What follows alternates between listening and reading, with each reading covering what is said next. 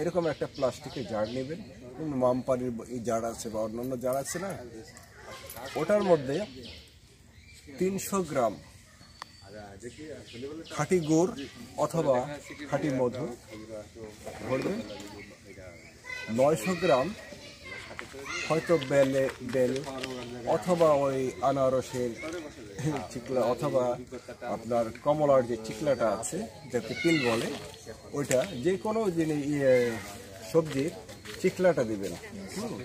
ওই ভিতরে যে এটা আছে ওটা পাল্পটা আছে ওটা না, শুধু চামড়াটা দিয়ে এটা পরিপূর্ণ করবেন। এবং 900 এখানে 300 গ্রাম দিচ্ছি, 300 গ্রাম গুড়, 900 গ্রাম পানি, 900 গ্রাম র মেটেরিয়ালস আর 3 লিটার দেবেন পানি।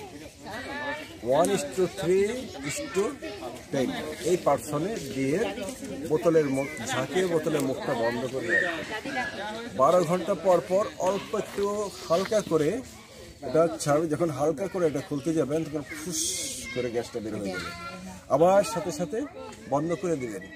এরকম ডিস্টার্ব আপনাকে 15 দিন পর ওরা করবে। খুব প্রচুর গ্যাস হবে 12 ঘন্টা পর পর।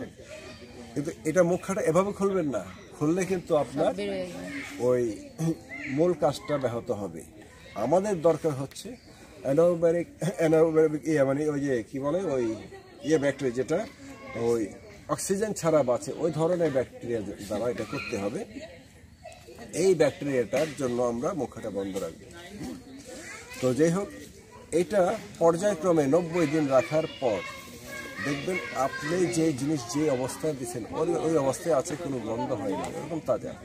ওটা ফেলে দিবেন, এটা ছেঁকে নিয়ে আপনি আপনার কাজে ব্যবহার করবেন। তৈরি হয়ে গেছে ইকো এনজাইম বা বায়ো এনজাইম, বুঝতে পারছেন?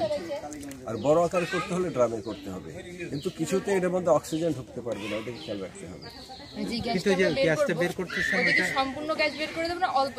অল্প একটু এটা মানে হালকা করে ধরলে ফাট করে উঠবে, যে আপনার বের হয়ে গেছে, কিন্তু বাতাস যেন ঢুকতে না পারে। আরেকটা সিস্টেম আছে, এখানে আপনি গ্লু দিয়ে ছিদ্র করে গ্লু দিয়ে একটা পাইপ দিয়ে আরেকটা পাইপের দিয়ে আপনার আরেকটা বোতলের মধ্যে পানির ভিতরে ঢুকিয়ে রাখলেন। ওখানকার ওই পানি ভেদ করে কিন্তু আপনার অক্সিজেন ঢুকবে না, ওটার সাথে এখানের মধ্যে যে গ্যাসটা আছে